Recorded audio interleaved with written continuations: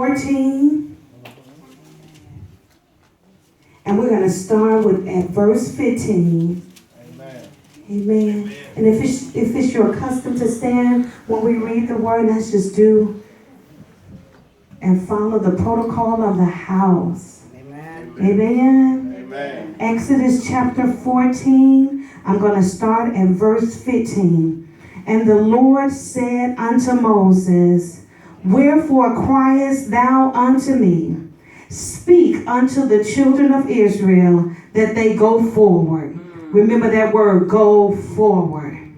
But lift up thy rod and stretch out thy hand over the sea and divide it, and the children of Israel shall go on dry ground through the midst of the sea. If you guys don't mind, let me read a little bit more. And I, behold, he said he will harden the heart of the Egyptians, and they shall follow them, and I will give me honor upon Pharaoh, and upon all his hosts, and upon his chariots, and upon his horsemen. Now go down to verse 21.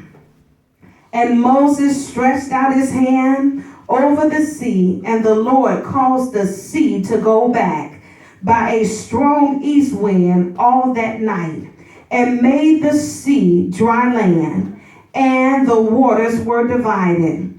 Verse 22, and the children of Israel went into the midst of the sea upon what? Dry ground. And the waters were a wall unto them on their right and on their left. While you're taking your seat, tell somebody, stretch. Stretch. Stretch. Now I'd like to take a little time and give you just a little history here, and just share with you a little bit about what's going on right here. When you start talking about the book of Exodus, we're talking about a time where they're actually at their final process of being delivered out of Egypt.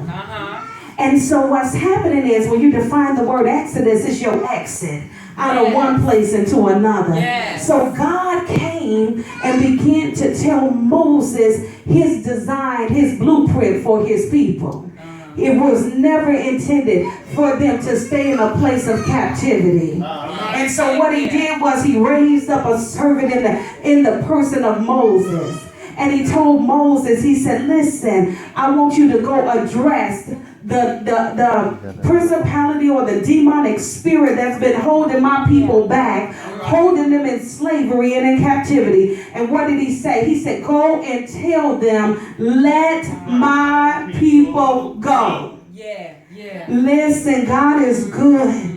And so now when you get to the chapter 14, we're at the final. It's just like when you're watching a movie, you're getting towards the end.